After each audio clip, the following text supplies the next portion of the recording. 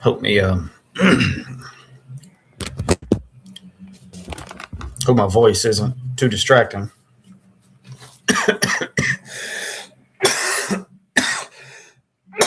Excuse me. Yeah. Like I said, I didn't get to celebrate today, Easter at church, so I didn't want to go to church and get the people there sick because I have a cold.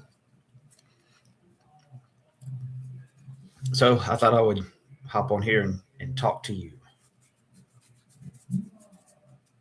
Dracula.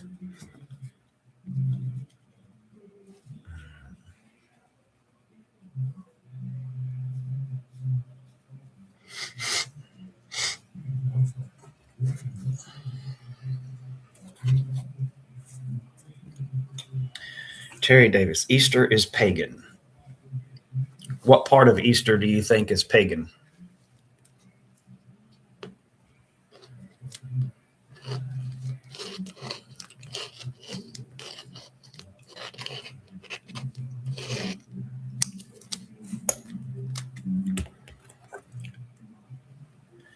The name, the symbols. I mean, you think it's Jewish? No, it's Christian. It's not. It's not Jewish. It's a Christian holiday.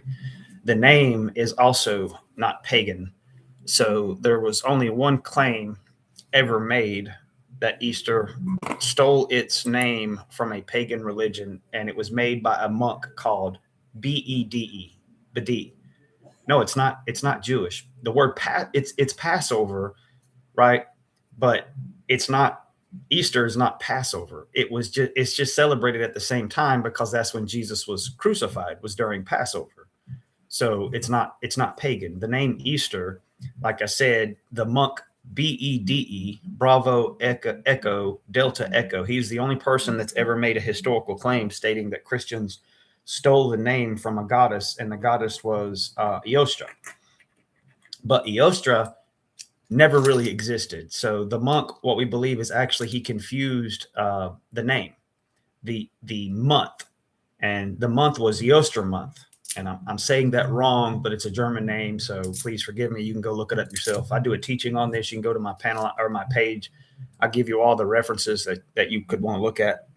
But it's named after the month, just like the 4th of July is synonymous with Easter, Independence Day. Easter was Eostra month, so that's just where the name come from. So the name is not pagan. Hello?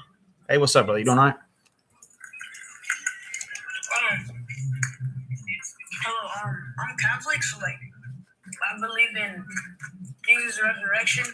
Okay. He resurrected 3 days after he was crucified. Okay. So, yeah. Yeah, I'm with you, brother. I'm with you. Mm-hmm. Well, thank you for coming up and telling me that. I mean, I appreciate that. Thank you.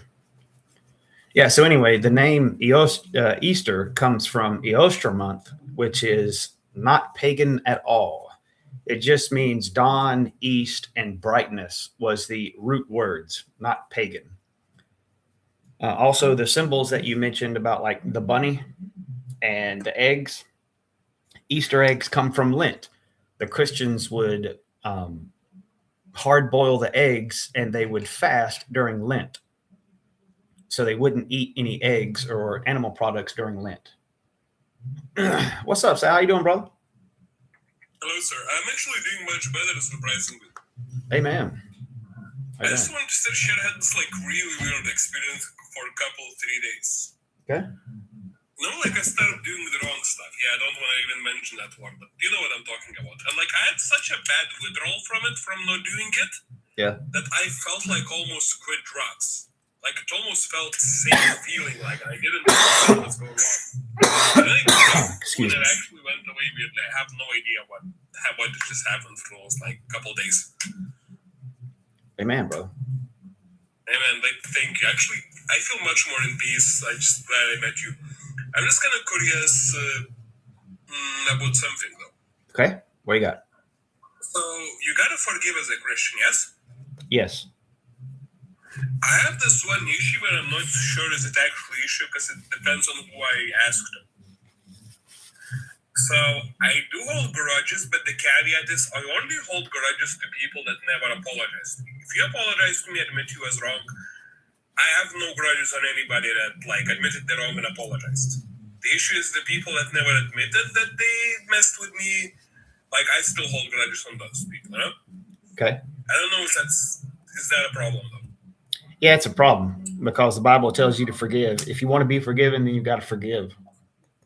So yeah, but doesn't only God only forgive me if I ask for forgiveness? Once you've accepted him like you did yesterday, brother, you're forgiven. So fair enough. You are forgiven. So that price, that price was already paid. So you are forgiven. Now we want to live a Christian life. So we want to continue to forgive those that wrong us, right? It's even in the Lord's Prayer. But how can I forgive people that never like admitted that they're like? Just forgive them and then move on, brother. It's not easy. Granted, you always don't want to forgive people that wrong you, but leave it. Let God handle it. Forgive them and then move on. If people apologize and like change their ways, like I immediately forgive. I'm super quick on that. Now, forgiveness is not meekness. That doesn't mean that you go, if you get bitten by a snake, you don't go back and pick up the snake again, right? You might forgive in this analogy, the snake would be a person, right? You might forgive that person, but you don't go back to them if they're just going to keep biting you like a snake, right? So you can forgive them, but that doesn't mean that you have to keep going to them and keep getting bit, right? Okay, so let's say I had like an ex-girlfriend that wronged me multiple times. I don't have to like get her back as a Christian. No. Because like she was like watching this live. I mean, she was not around the comments or went to it. Like she actually took advantage of it. Like this one young lady that was in my life. And she's like, oh, you're a Christian again, so you need to forgive me and like get me back. And like let me get back as you like. So I don't have to do that, right? No, you don't have to do that, man. You do need to forgive her, but that doesn't mean you got to take her back. Okay, good, because she was like pressing me so bad about it after like our conversation last night. She like saw it. I think she ended up seeing it. And, like she pressed me like you didn't really forgive me if you don't let me like get back, So that's not how it works, yeah? That's not how it works. Great, thank you very much. All right, brother. If you don't mind it, screen record it and send it to her, okay? Because like it's kind of annoying. So. Okay, well, I'm not the arbiter of truth, man, but go to the Bible. But yeah, thank you, bro. Thank you, man. Yeah. All right. Can we talk a little bit about end times, though? Sure. Yeah, man. What would you like to know about it? What would be like the main signs that it's coming? The sun and the moon will go dark. Oh, fair enough. Yeah, that's what the Bible says. So obviously you can start to see, we don't know the day or the hour, but we can be conscious of the seasons. So when they start rebuilding that third temple, but thank you guys, appreciate the stickers. When they start rebuilding the third temple, then, there's not a time frame for the third temple has to be rebuilt. And then, they could sacrifice for 10 years or whatever. I don't know, but things can't happen until the third temple is built because the Antichrist has to do the abomination of desolation and set himself up in the temple. Oh, that makes sense. So I think like trying to like know the date is, I think it's just dumb because many Christians like make them like clown out of themselves when they try to do it, Yeah. The rabbi has arrived. Congratulations. Anything else, though? What? Anything else, brother? No. So far, no. I'll stay here though. Okay. And just listen to discussions if you don't mind. Yeah, man. Fair enough. All right, panel. I have a cold, so I hope that my coughing and my voice is not irritating. Tom, how are you, man? Fine. Couple things. Okay. I just came from church, and I do believe in the resurrection. Amen. So, evolution. Let's separate evolution from the origin of the species. Evolution, we see it all the time, especially like in viruses. They change. COVID virus changed multiple times. So evolution is a real thing. Well, I believe. Now, whether that traces back to the origin of species and the origin of everything, that's open for discussion. But evolution is a scientific fact. Things, organisms do change. I can't put everything up here, Tom, but I would agree with that. I agree with microevolution. I do not. Okay. Yeah. This is just kind of start a conversation. So I believe in microevolution, but I do not believe in macroevolution. Okay. And we disagree about that, but I understand where you're coming from. And the last thing is Revelations as being prediction of the end of the earth. That's a recent thing that was started in the 1860s. There was a pastor that came up with the idea and wrote some books about it, made quite a bit of money. And that's what happens today. Revelations, when it was written for the Christians who were being brutally killed and put down by the Romans, to give them hope that everything would be work out okay. That's what it was written for.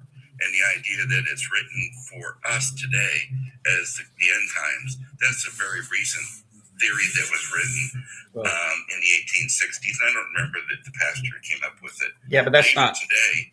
There are a lot of books being written. People are making money based on talking about the end times. Well, sure, but it's not just Revelations. You got Paul's letters to the church, so I would have to disagree with that. Is the one that puts it all together, which it really does. That's not what the book was written for. But that's just my 2 cents. And happy Easter, and I hope everyone has a good day. All right, you too. And I would clearly disagree with what he just said. I don't think there's any. A very nice person, though. Yeah, he's a nice guy, but he's just wrong. Yeah, this whole thing of like evolution versus creationism being wrong and right. I'll tell you this: even if evolution theory would be more probable, which now I doubt it is, you can still fully disprove that, prove that evolution is a thing. Unless you've been there. Like, it's not a theory you can like fully prove ever. Yeah. Well, the fact that he stated that that this end time stuff is something new, that's just factually inaccurate. Again, we have Paul's letters, and that's why I think he made that statement real quick, but did not want to defend it and left really quickly, because that's not true.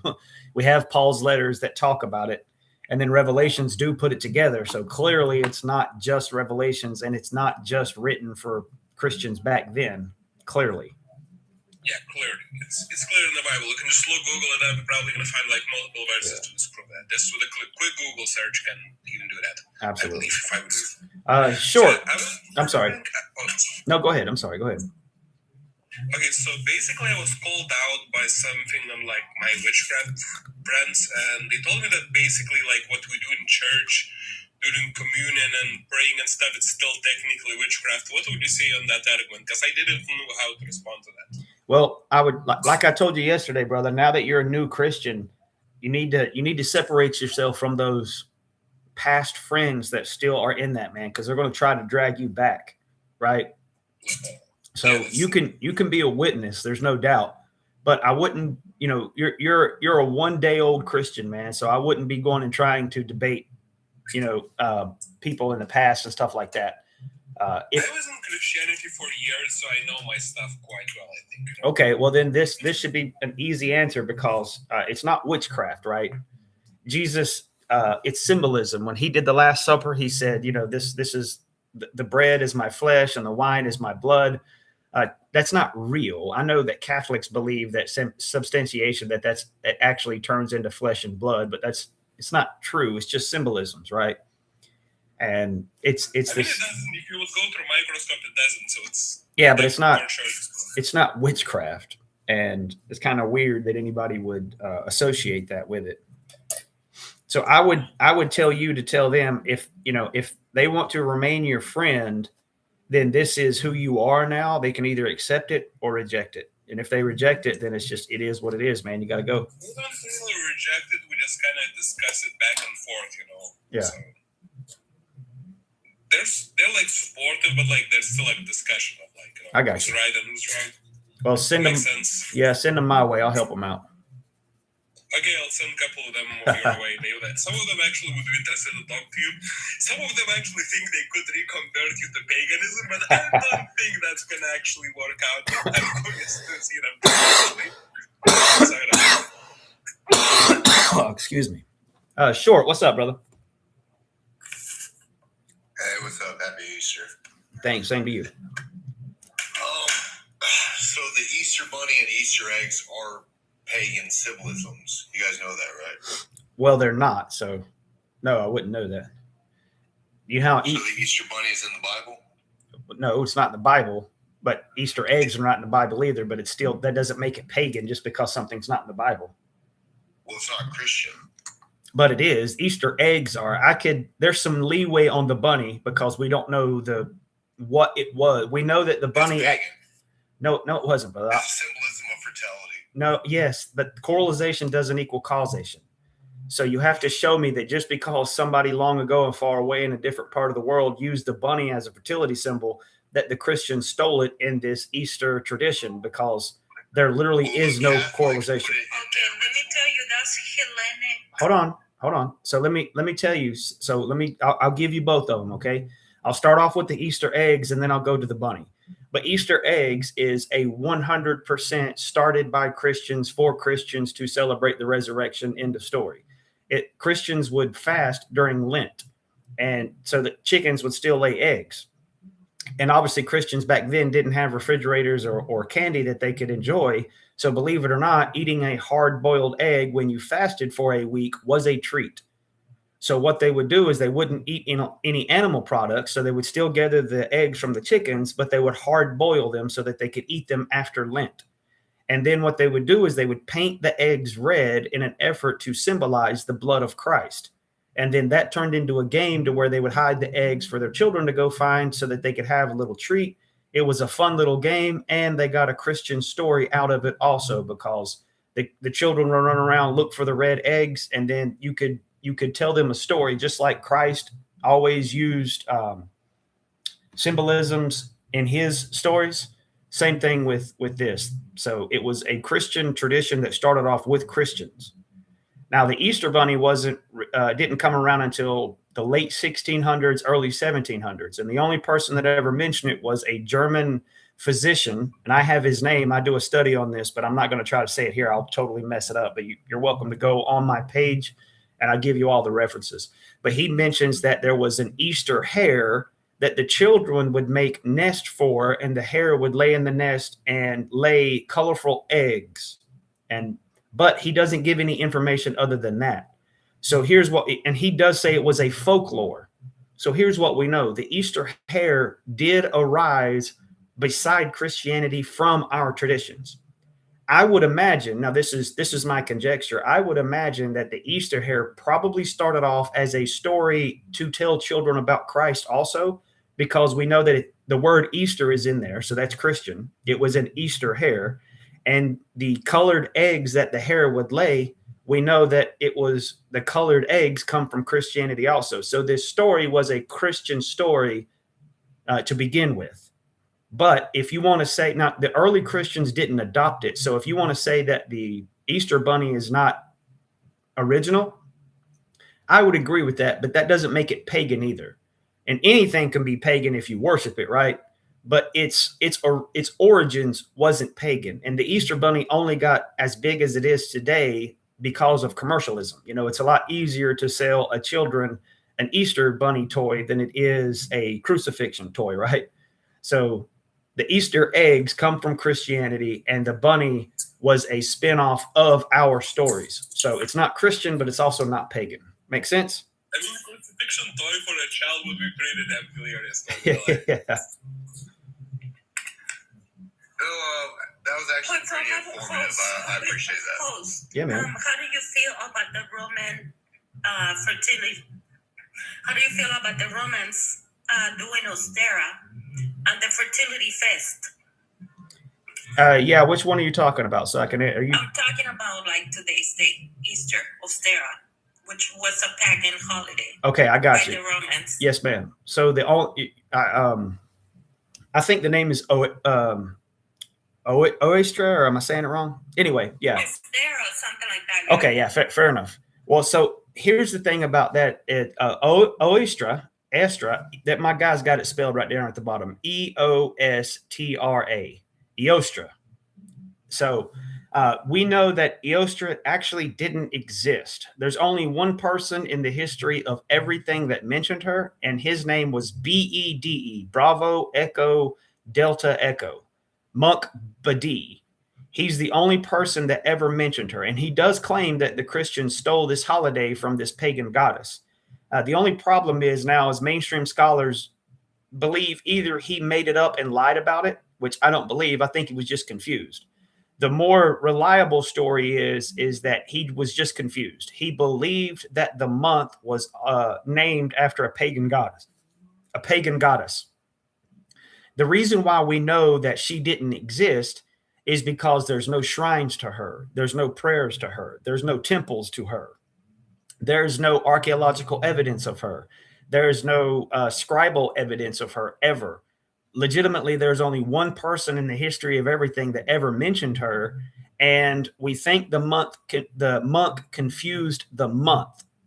So in Germanic, and it only works in Germanic English language. It doesn't work in any of the other languages, right? So we know the Christians didn't steal it there because it doesn't work, because Christians are the only ones, not Christians, but Germanic English are the only ones that changed Passover to the word Easter.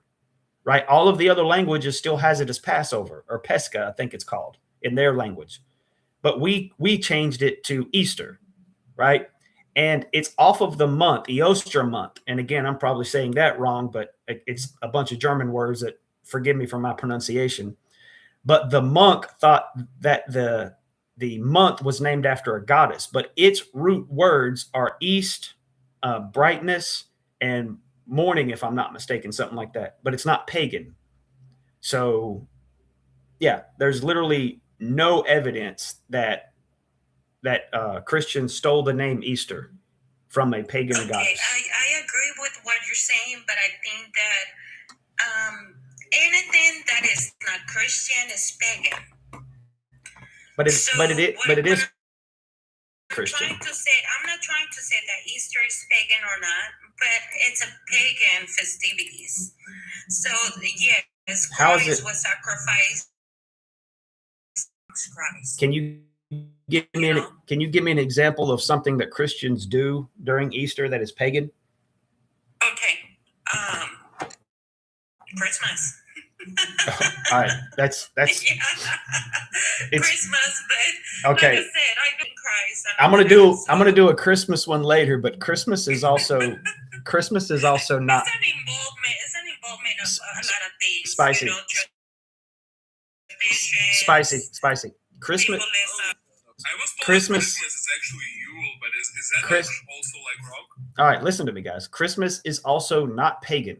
Okay, this is what pagans do. They steal the Christian tradition, they start doing it, and then later they make up stories like Easter coming from Ishtar, completely made up, no evidence whatsoever, none, and people still go with that. And I'm still having to fight this battle today in 2026 when it was made up by atheists several years ago. It doesn't exist. It's completely made up. Now, Christmas started off with St. Nicholas, right? First, they calculated his death date. Now, the calculation of December 25th is wrong. There's no doubt about it. It's wrong. But it's a Christian date. Christians set the date. They calculated it wrong, but they still set the date. They didn't steal the date from any pagan religious figures. In fact, one of the Greek gods actually stole the date of December 25th from Christians. They did it in an effort to fight. Do you know that the Greeks' mythology is older than Christianism? You know that, right? Yes, ma'am, but not all the stories. Yeah, so, Spicy. Hold on, don't cut me off. Because no, ma'am, I have to, because you're just monologuing, okay?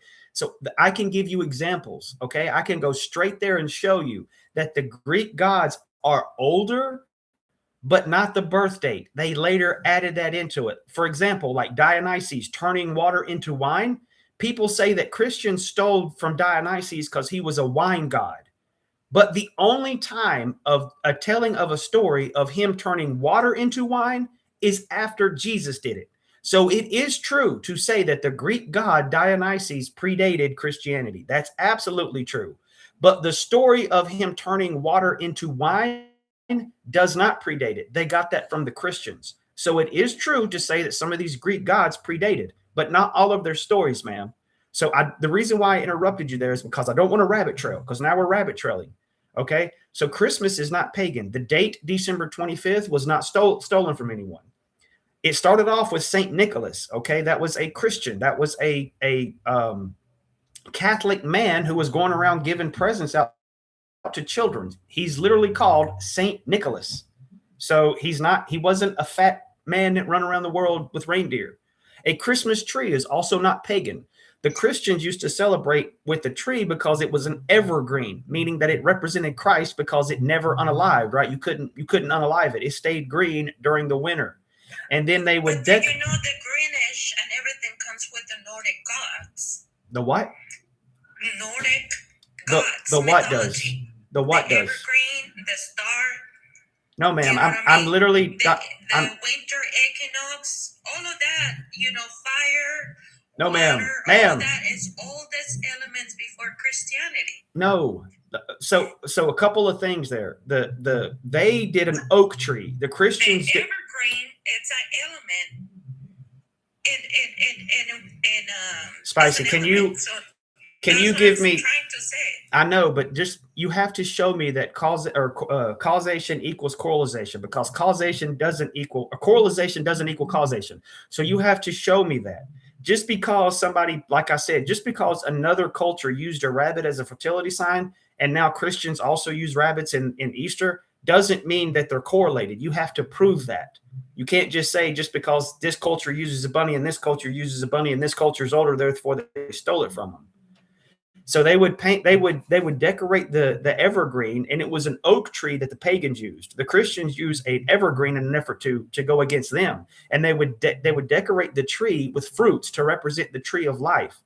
So the Christmas tree was literally started from Christianity by Christians. It's not pagan. And if you're going to say that just because some other culture also used evergreens, the word pagan, because most of the holidays in the United States are pagan. No, you know what I mean? But no. When you read what the word pagan, because ma'am, you keep saying it's not pagan, which is a correlation, and okay. Everybody agrees on that. Okay, so you said that most of them. So let's go back to Easter. Let's get back on topic. And you said most of them. So give me one thing that Easter is that's pagan. The bunnies. Okay. The eggs. The fertility. Spicy. Spicy. Oh my goodness. What's going on? Right. Are you okay? Are you okay? I don't want to respond to 15 things. No, I'm trying to have a conversation. Stop laying out 15 things. Let's do one at a time. Okay. One at a time. And you're not letting me speak because you're full of bullshit. I know. Go on somebody else's page and monologue. You have no interest in the truth. None. That's why you say something and then you just keep talking, because you have no interest in the truth. None of it. You just want to keep blabbering on absolute nonsense. I wanted to do one at a time, not 15. The Easter bunny is not pagan. The eggs are not pagan. Maybe it was a language thing to where you just couldn't understand it. I'll give you that. I don't want to put any ill will towards you, but my goodness. Oh, guys. The Easter bunny didn't come until later. Excuse me. And it was a spinoff of Christianity, like I said. Ugh. I can't answer a question? What question could I not answer? I just asked to go one at a time there, Hero. What question could I not answer? That doesn't make any sense.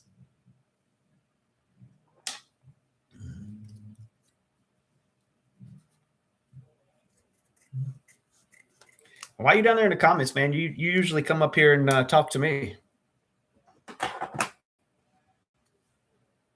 There you go. All right, brother. So what question could I not answer? Well, kind of what I mean is you don't ever let nobody, that don't agree with your your doctrine of the book. Mhm. And what gets me is you're a pretty smart dude, man. You know, you talk about a lot of stuff, scientific and stuff like that. So why are you so trapped in that this 66 books are the I know, Just, but absolute I truth and there's nothing else? right. Why is that? I got it, but I don't want. I asked you a question, and then you just kind of ignored it, and then went to ask your own question. So you made a claim in the comments, and you know my rules. You've been here for a while. You said I couldn't answer the question. About the Easter bunnies and stuff, and you might immediately cut her off like you pretty much do everybody else. Was you in here? Answer a question. I got you. So I couldn't answer the Easter bunny question. Was you in here when I already answered it, or would you like me to answer it again? Well, I may not have heard you. Answer it again if you would. Yeah, Easter bunny. I've been having trouble on the signal a little bit. No problem. I got you. Go ahead. All right, so let me pull it up here. Easter bunny was mentioned in the, and I'm going to spell this last name, Franckkenau. It's the first mention of the Easter bunny, but it was actually called the Easter hare. Same thing, but Easter hare. He wrote about it, a folk belief. It's a folk belief that a hare would lay eggs for the children to find during Easter.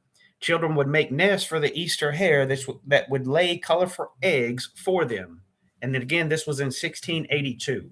So the Easter bunny is not pagan because the Easter bunny spun off of Christian belief systems. One, it's called the Easter hare.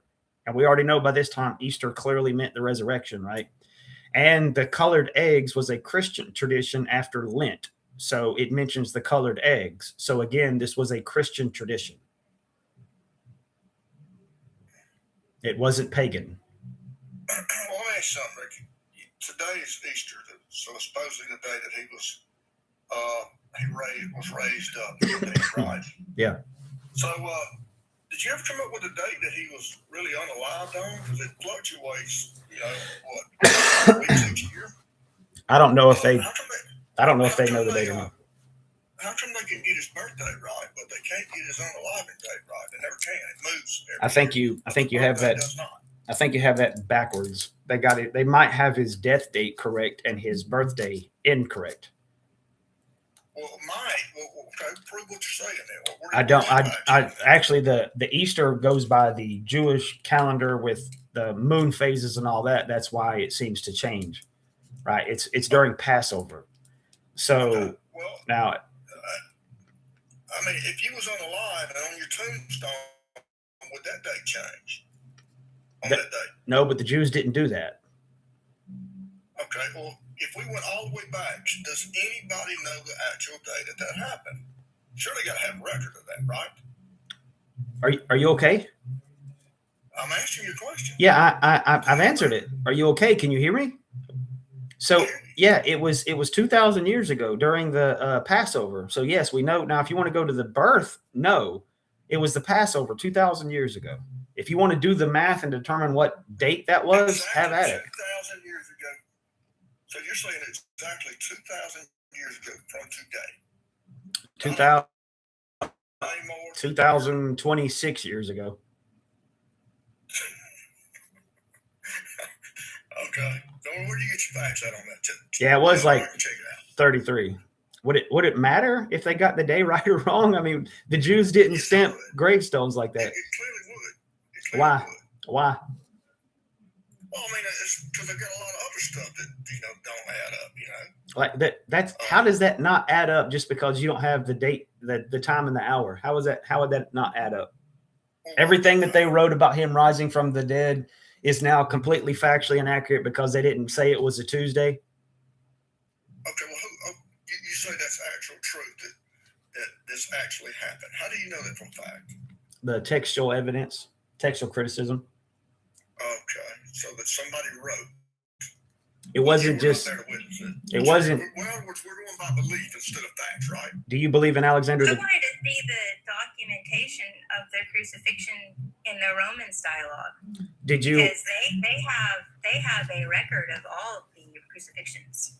Yeah. So did. She's probably right on that, but it's probably. I am. And like Jesus was in there. It was in there. Yeah. Well, I'm saying there's 53 miles of secret books that are hidden up under the Vatican. There's a lot of stuff they're not telling us. That's true. That date is probably in there. Now, why does it fluctuate out here with us from weeks each year? I don't know. So the way you stated that, you made it sound like one person was in charge of getting the text together. Are you under that belief system? Who was in charge of it? Okay, tell me that. It wasn't. It was an open transmission. That's what makes the New Testament so different than all the other books in the world. Okay, let me ask you something. Have you ever told a lie in your life? Yep. Be honest with me. Of course I have. Okay. Do you think these people that wrote this book and all that could have ever done the same thing? So that's my point about an open transmission. We should be able to see if they lied or told anything different. Because so let me tell you the difference between an open transmission and a closed, right? So I like to compare this to the Muslim faith because they had a closed transmission. So early Christians, the Bible didn't make early Christians. Early Christians made the Bible. So what happens is obviously the books were written, not all of them, obviously, but they were written in the time frame of the eyewitnesses. We know that Mark was. We know that Paul's letters was. There was already Christians before there was ever any documents written down, and we have the earliest creeds also.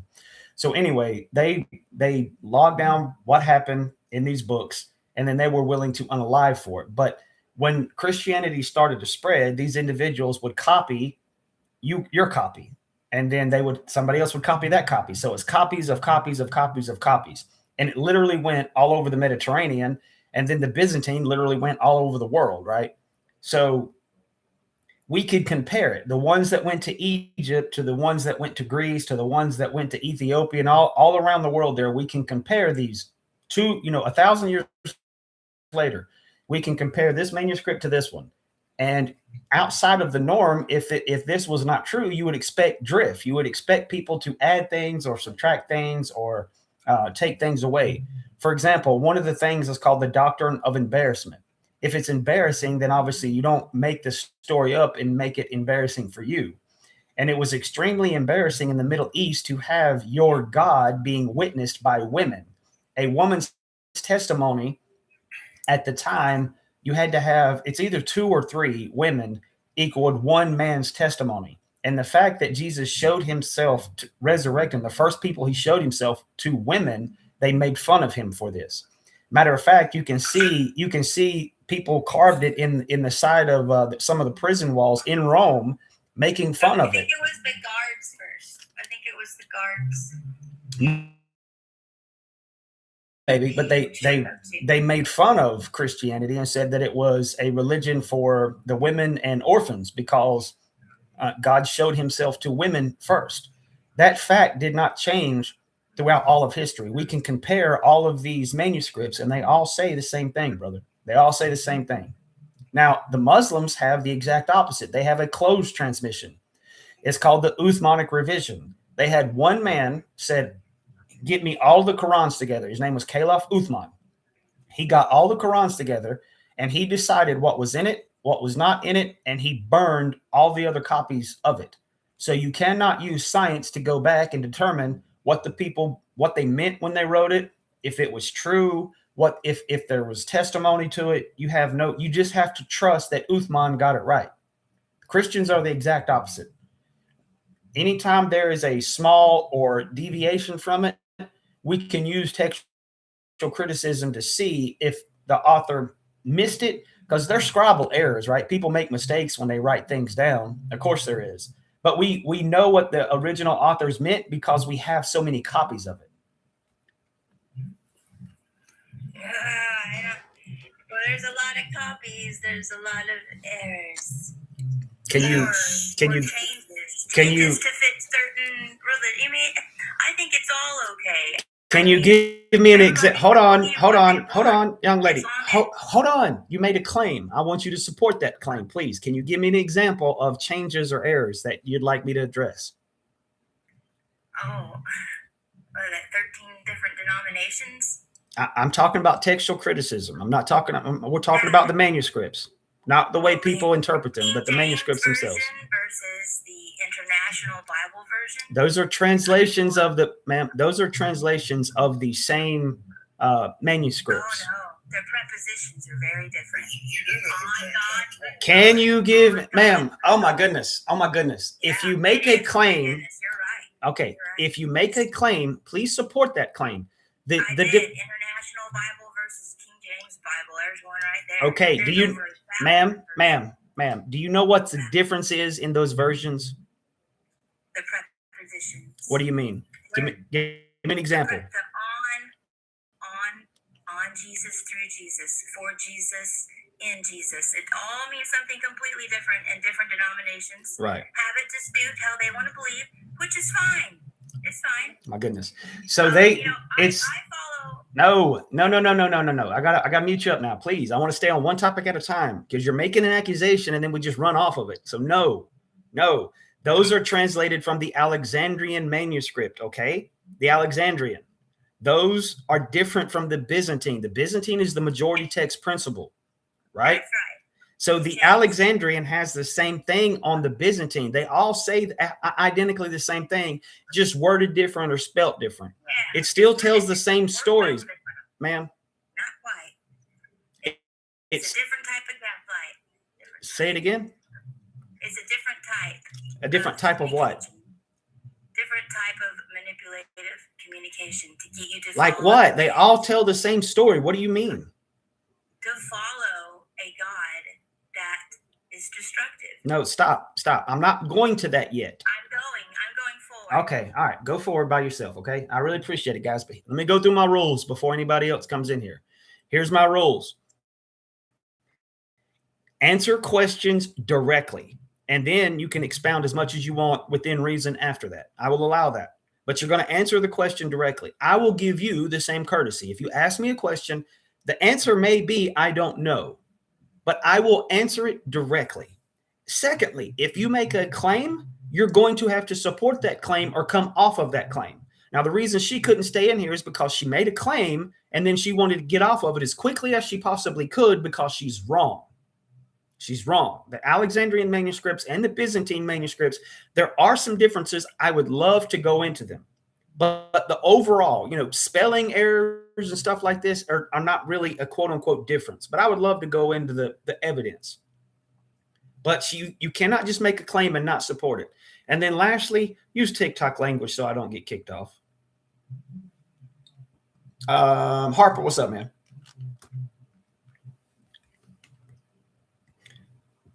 Harper, what's up, brother? You doing all right? Oops, my mic was muted. I got you. I was just curious. I'm not an expert on the subject matter. Just more curiosity and kind of wanting to pick your brain about something. Okay. Somebody had mentioned down in the comments earlier about the books that had been removed. Yeah. I think it's something like the Apocrypha or something like that is what it's called. Deuterocanonical something or other. Yeah. Anywho, what are your thoughts on that and why it was removed and Well, obviously I go with the Protestant viewpoint, so I do not believe that they were removed at all. They were never canonical.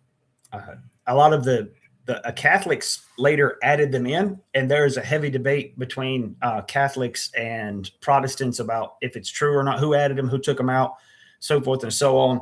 But there is no division about the 66, right? We know the 66 books are canonical, so that nobody disagrees with that being scripture. It's just the additional ones that the Catholics later added in. Excuse me. But again, even we know that a lot of these, the church considered canonical, but the Jews didn't, right? So they're going off of what they call the Apocrypha, and we're going off of the Hebrewic Jewish tradition. Now, here's what I can say about that, and I'm not interested in a Jewish Protestant debate. I'm not interested in that. I will mention it very quickly, but I'm not going to debate that because I don't like shooting inside my tent, right? I'm here to talk about Jesus and not discuss, not argue with people on the inside of the tent. But so they have the Apocrypha, and the Protestants went off of the Jewish Hebrew tradition. So the Bible that Jesus read, and he never once reads from any of the Apocrypha, meaning Old Testament. Nobody disagrees with the New Testament. These are all Old Testament, right? So nobody disagrees with the New Testament. We know that that's what it is. They do disagree some with Apocrypha, though, in the Old Testament. And they're getting that from the Greek tradition and not the Hebrew tradition.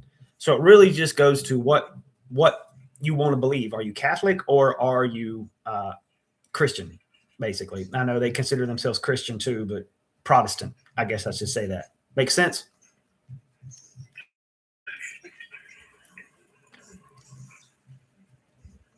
Yeah, Jesus read the Bible. He quoted the Bible, but he never quoted from the Apocrypha. He always quoted from the Hebrew Old Testament. So that's why the Protestants went with that instead of the Catholics went with the Greek. And that's why they get all of these additional, that's why Catholics get these additional viewpoints that Protestants don't hold, like praying for the unalived. All right. They pray for them, or asking saints to intercede for you. I don't think that that's scriptural at all. I think that's a heresy. Asking, Jesus is our intercessor. Mary's not our intercessor. She's not a queen of heaven. She's not a perpetual virgin. But she had brothers and sisters, so she literally can't be a perpetual virgin. She had Jesus. She cannot continue to be a perpetual virgin. And that's why I don't go with these other books that they later put in. But anyway, like I said, I don't want to fire within my tent. That answer your question, Hopper? Yeah, fair enough. Appreciate it. Yeah, man. I have some ask you a question real quick. Okay. Is it possible to have a relationship with the Creator, if you want to say God, without reading any of these religious texts? That's a good question. Okay. Don't know. What's your answer? I don't know. In other words, when we're born, if we needed that book, wouldn't it be kind of like stamped to us like an instruction manual or something? Think about that. Yeah, it's a good question. I wouldn't know. All right, another question. If we get to heaven, is there going to be a litmus test about what verses you know and chapters and all that other stuff before you get in there? No. No? No. Okay. So if that's truth, then why do we even need to read that book? Why would you not want to? Why don't we just live a good life, if you want to say believe in Jesus, and just... Because a good life's not going to get you there, brother. And if you would only know... What's going to get you there? The only way you know that is if you read the book. Well, you just said. So you got to read the book. So we can't, in other words, if we were born in this world, say that like people that was born out in the tribal area that never has access to it, don't know how to read or anything like that, where do you think they're going? I think I can answer that because I read the book. Okay. Where are they going? Yeah. So in the Old Testament, before, when you unalive, you didn't go to heaven. So heaven is not made for us. It's made for the angels and God, right? Hell is also not made for us. It was made for the fallen angels. The earth was made for us. We're not going to continue to live in heaven for the rest of our being, right? We only go to heaven now because the earth is corrupted. God says at the end of time, he's going to make a new heaven and a new earth, and we're going to live on the new earth, right? We're not going to stay in heaven. But before those individuals in the Old Testament, before Jesus had sacrificed himself, Jesus can't be around sin. And because the price, the animal sacrifice covered you, but it did not absolve you. Jesus' sacrifice absolves you, so then you can go to heaven. So we believe that those individuals, and the Bible teaches that those individuals in the Old Testament, when they unalive, they either went straight to hell because of their bad deeds, or they went to a place called Abraham's bosom or called paradise. It's interchangeable, either Abraham's bosom or paradise. We see this with Lazarus when he unalived, not the one that Jesus brought back, but another Lazarus. He's talking to a man over a schism. One man's in hell, and Lazarus is in quote unquote paradise or Abraham's bosom.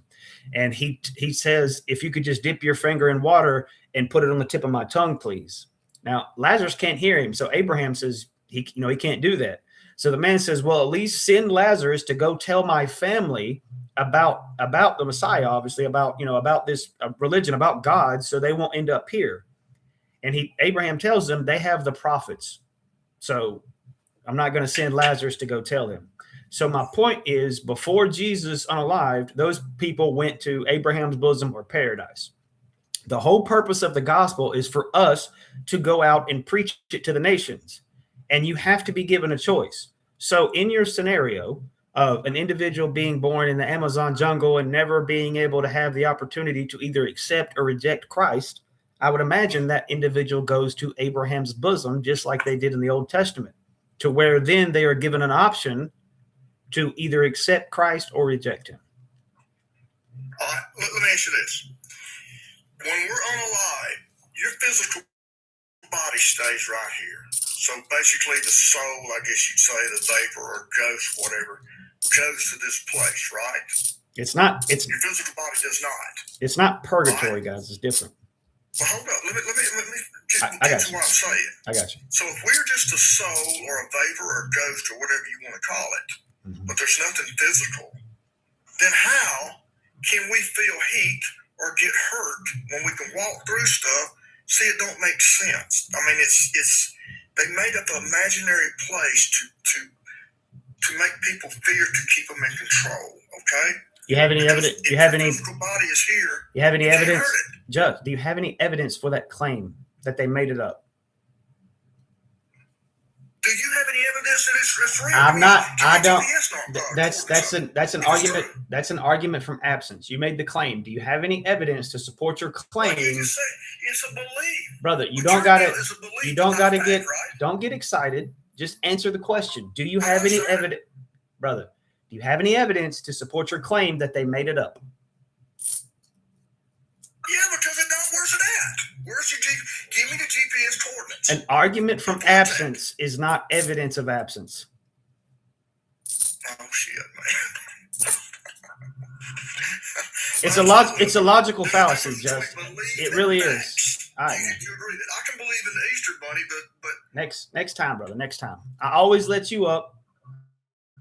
You know, you come and say that I don't allow conversations. I let you up on my panel every time you come. I let you up. I got a quick question. Yeah, man. What's up? This is pertaining to something you said probably like 20, 30 minutes ago. Okay. But I have a couple questions, actually. Not trying to debate. I Where got you you. said that the pagans used oak trees for Yule. Where do you get that from? Some. It depends on which one you want to go with. If I'm not mistaken, it was the what's the ones that use the Vikings? What are they called?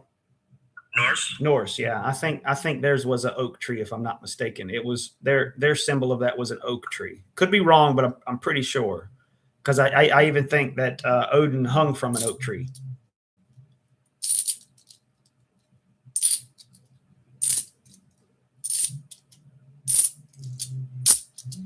Hey, you mind if I address that last guy real quick? Yeah, man. Okay, so I've done a lot of research on Abraham's bosom. I've been looking into this pretty extensively in the last week or so, Excuse me. and I've actually found some really interesting things about this. There was this book called the Book of Nicodemus, and it came about around 300 AD, something like that. I don't know the exact parameters on it, but it was pushed after the Council of Nicaea by the Catholic Church, and it also has some other pretty wild stories in it. I could tell you some of them; they're pretty out there. But one of the stories in it is about this Luke 16 about Abraham's bosom, and it actually may be true that this is a parable and not a realistic actual place. Pushed by this Catholic Church in the belief of this Book of Nicodemus, so to speak. I've been looking into it. You might actually be interested to hear a little bit about it, a little bit more about it, per se. I'm not going to go in depth on it right now, but I've actually really been taking a deeper dive into it. And just to give you my answer, and for the guy that was here, and I don't know who that guy is, but I actually agree with him on this now. I've actually flip-flopped on this. I do believe that it was a parable, and it's actually not a real place, so to speak. I do believe in Abraham's bosom as a place of, like, for the Gentiles, so to speak, but it's in a different manner. It's not located down in the belly of the earth, so to speak. I can expound on it more later, but I've really taken a deeper dive into this, and I'm actually surprised at what I found, and we'll talk about it again. Yeah, man, sounds good. But really interesting stuff, man. You might actually be surprised. And I think what he was getting at is something that I've also looked into is about, because it says Lazarus was buried. The rich man was buried. So he would, at this point, be a disembodied spirit. Yeah. And as a disembodied spirit, they don't have the five senses. They don't have all the things. Kind of like the fifth seal martyrs. Yeah. The souls of them that are under the altar, they're given white robes, but they don't put the white robes on because they don't have a body yet. So anyway, yeah, I've been looking pretty deep into it. We'll have to chat again about it, and I'll catch you up to speed a little bit. But that sounds pretty anyway, good. I just wanted to throw that out there for that guy that was in here a minute ago. Well, he is just thinking he's there in the he says LT, you have an open mind. Brother, if you go in LT's live, I promise you will last longer in my live than you would in his. He is a very rude atheist. I do allow him up because he asks questions, and I want people to hear the other side of it. But he's very condescending, and I promise you. I talk to atheists, so that's my live. So I promise you'll last longer in my live than you would in LT's live. And that's not saying LT we have two different. I talk more to atheists. You do. They don't last long with me. You're right. You're right. But I'll give it up though. I'll give it up. I actually have an agreement with an atheist. Look at that. Who knew?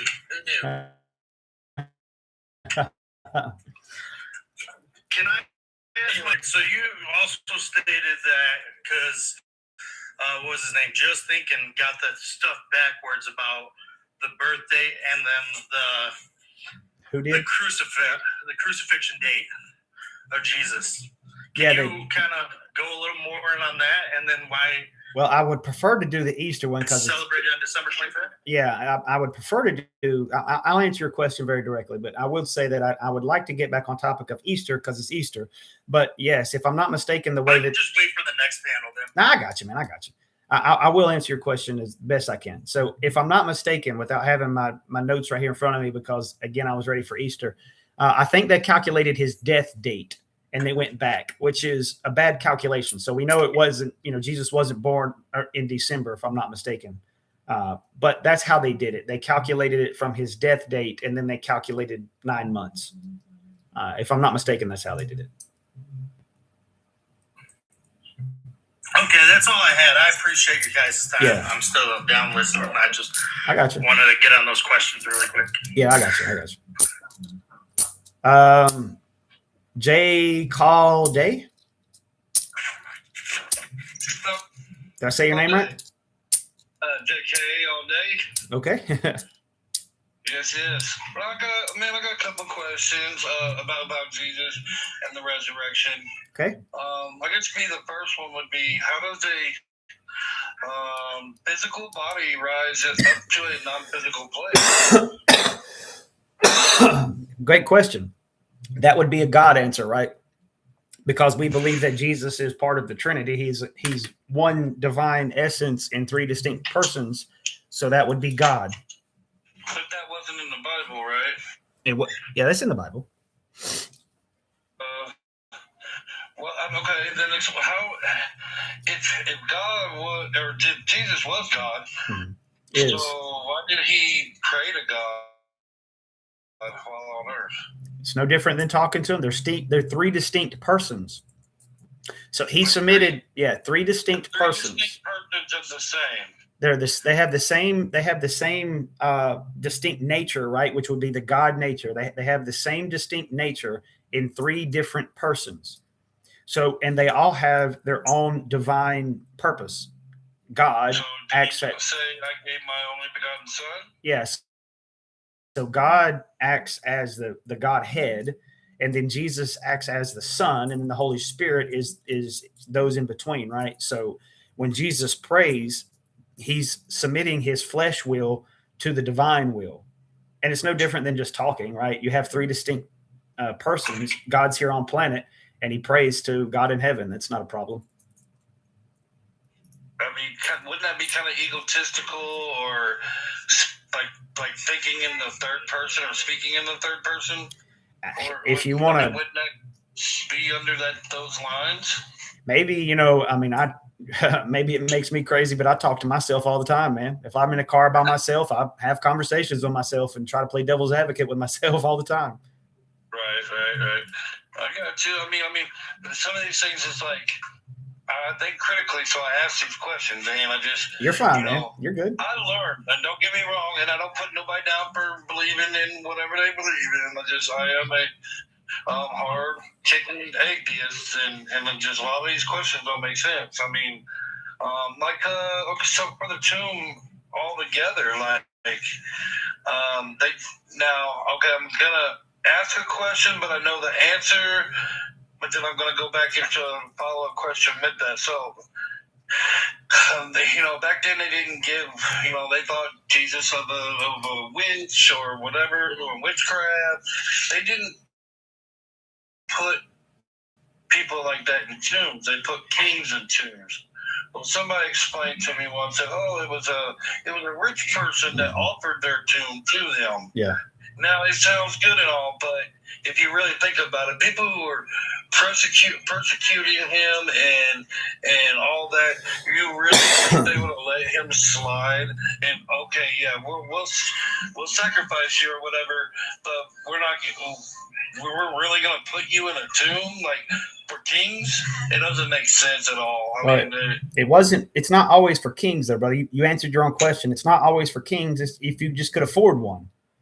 Many of the families had crypts. It's family crypts. So and all of them had, even the poor ones basically had some type of tomb that they would hewn out of the rock. It might not be really big, and we don't know how big Jesus's was. It was a rich man that had it, but they would hewn it out of the rock, and then they would go lay the body down. So it had to be a cave big enough to a body could fit in, and that you could close it so the animals couldn't get in and take the body away. But then they would let the body rot.